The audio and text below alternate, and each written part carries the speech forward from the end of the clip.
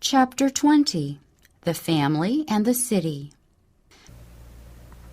Life in the cities is false and artificial. The intense passion for money-getting, the whirl of excitement and pleasure-seeking, the thirst for display, the luxury and extravagance, all are forces that with the great masses of mankind are turning the mind from life's true purpose. They are opening the door to 1,000 evils. Upon the youth, they have almost irresistible power. One of the most subtle and dangerous temptations that assails the children and youth in the cities is the love of pleasure. Holidays are numerous. Games and horse racing draw thousands, and the whirl of excitement and pleasure attracts them away from the sober duties of life.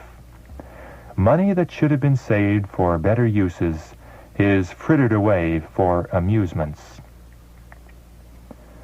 The physical surroundings in the cities are often a peril to health. The constant liability to contact with disease, the prevalence of foul air, impure water, impure food, the crowded, dark, unhealthful dwellings are some of the many evils to be met. It was not God's purpose that people should be crowded into cities, huddled together in terraces and tenements. In the beginning, He placed our first parents amid the beautiful sights and sounds He desires us to rejoice in today. The more nearly we come into harmony with God's original plan, the more favorable will be our position to secure health of body and mind and soul. The cities are filled with temptation. We should plan our work in such a way as to keep our young people as far as possible from this contamination. The children and youth should be carefully guarded. They should be kept away from the hotbeds of iniquity that are to be found in our cities. It is not God's will that His people should settle in the cities where there is constant turmoil and confusion. Their children should be spared this, for the whole system is demoralized by the hurry and rush and noise. Through the working of trusts and the results of labor unions and strikes, the conditions of life in the city are constantly becoming more and more difficult. Serious troubles are before us, and for many families, removal from the cities will become a necessity. The time is near when large cities will be swept away, and all should be warned of these coming judgments. Oh, that God's people had a sense of the impending destruction of thousands of cities, now almost given to idolatry. It is often the case that parents are not careful to surround their children with right influences. In choosing a home, they think more of their worldly interest than of the moral and social atmosphere, and the children form associations that are unfavorable to the development of piety and the formation of right characters. Parents who denounce the Canaanites for offering their children to Moloch, what are you doing? You are making a most costly offering to your mammon god, and then when your children grow up unloved and unlovely in character, when they show decided impiety and tendencies to infidelity, you blame the faith you possess because it was unable to save them. You are reaping that which you have sown, the result of your selfish love of the world and neglect of the means of grace. You moved your families into places of temptation, and the ark of God, your glory and defense, you did not consider essential. And the Lord has not worked a miracle to deliver your children from temptation.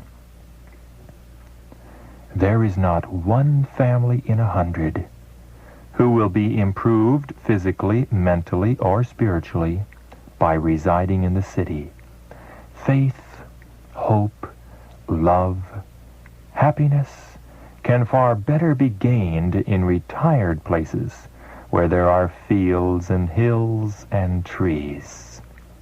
Take your children away from the sights and sounds of the city, away from the rattle and din of streetcars and teams, and their minds will become more healthy. It will be found easier to bring home to their hearts the truth of the Word of God. Many parents remove from their country homes to the city, regarding it as a more desirable or profitable location. But by making this change, they expose their children to many and great temptations. The boys have no employment, and they obtain a street education and go on from one step in depravity to another until they lose all interest in anything that is good and pure and holy. How much better had the parents remained with their families in the country, where the influences are most favorable for physical and mental strength. Let the youth be taught to labor in tilling the soil, and let them sleep the sweet sleep of weariness and innocence. Through the neglect of parents, the youth in our cities are corrupting their ways and polluting their souls before God. This will ever be the fruit of idleness. The almshouses, the prisons, and the gallows publish the sorrowful tale of the neglected duties of parents. Better sacrifice any and every worldly consideration than to imperil the precious souls committed to your care. They will be assailed by temptations and should be taught to meet them. But it is your duty to cut off every influence, to break up every habit, to sunder every tie that keeps you from the most free, open, and hearty committal of yourselves and your family to God. Instead of the crowded city, seek some retired situation where your children will be, so far as possible, shielded from the temptation, and there train and educate them for usefulness. The prophet Ezekiel thus enumerates the causes that led to Sodom's sin and destruction. Pride, fullness of bread, and abundance of idleness was in her and in her daughters. Neither did she strengthen the hand of the poor and needy. All who escape the doom of Sodom must shun the course that brought God's judgments upon that wicked city. When Lot entered Sodom, he fully intended to keep himself free from iniquity and to command his household after him, but he signally failed.